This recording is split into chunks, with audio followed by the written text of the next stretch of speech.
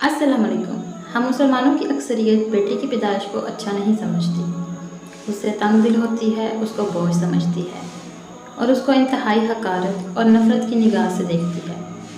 حالانکہ اکثر و بیشتر مشاہدے میں آتا رہتا ہے کہ بیٹوں کی نسبت بیٹیاں ماں باپ کی زیادہ خدمت کرتی ہیں، ان کی اطاعت اور فرما برداری میں بیٹوں سے بڑھ کر ہوتی ہیں، ان کے مر جانے کے بعد ان کے لیے پڑھ پڑھ کر اور ان کی طرف سے صدقہ و خیرات کر کے بیٹوں کے مقابلے میں ان کو زیادہ ثواب پہنچاتی ہیں۔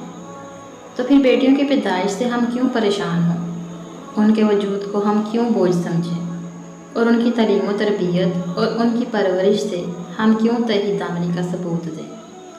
بالخصوص جب کہ اسلام نے ان کی پیدائش کو مصیبت و ذلت سمجھنے سے منع کیا ہے اور اسے کافروں اور مشرکوں کا فعل اور ان کا شعار قرار دیا ہے۔ اسلام نے جب دنیا میں اپنی کرنیں بکھیرنی شروع کی اور اس کو تمام مذاہب پر غلبہ نصیب ہوا تو اس نے ساری دنیا کا نقشہ ہی بدل ڈالا۔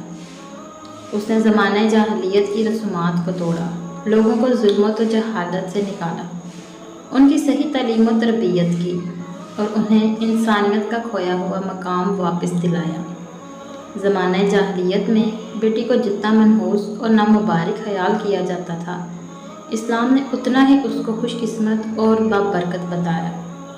چنانچہ ایک حدیث میں آتا ہے، حضور اقدس صلی اللہ علیہ وسلم نے ارشاد فرمایا کہ جس شخص نے اپنی بیٹی کو زندہ درگور نہیں کیا، نہ ہی اس کو ذلیل سمجھا اور نہ ہی بیٹے کو اس پر مقدم کیا، تو ایسے شخص کو اللہ تعالیٰ جنت میں داخل فرمائیں گے۔ ایک دوسری حدیث میں آتا ہے، حضور اقدس صلی اللہ علیہ وسلم نے ارشاد فرمایا، وہ عورت مبارک ہوتی ہے جس کی پہلی اولاد بیٹی ہو۔ ایک اور حدیث میں آتا ہے، حضور اقدس صلی اللہ علیہ وسلم نے ارشاد فرمایا کہ اگر کوئی شخص بیٹیوں کی آزمائش میں مبتلا کیا گیا اور پھر اس نے خوش دلی کے ساتھ ان کی پرورش کی اور ان پر احسان کیا تو یہ بیٹیاں جہنم کی آگ سے اس کے لیے آڑ بن جائیں گی۔ حضرت عائشہ رضی اللہ عنہا کی خدمت میں ایک عورت حاضر ہوئی، اس کے ساتھ اس کی 2 بیٹیاں تھیں۔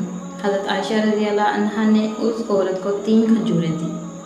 اس نے ایک کھجور تو اپنی دونوں بیٹیوں کو دے دی اور تیسری خود کھانا چاہتی تھی، لیکن بیٹیوں نے وہ بھی مانگ لی۔ اس عورت نے اس کھجور کے 2 ٹکڑے کر کے وہ بھی آدھی آدھی ان دونوں بیٹیوں کو دے دی۔ حضور اقدس صلی اللہ علیہ وسلم کو جب اس واقعے کا علم ہوا تو آپ صلی اللہ علیہ وسلم نے فرمایا کہ اس عورت کو جہنم سے آزاد کر دیا گیا ہے، اس پر جنت واجب ہو چکی ہے۔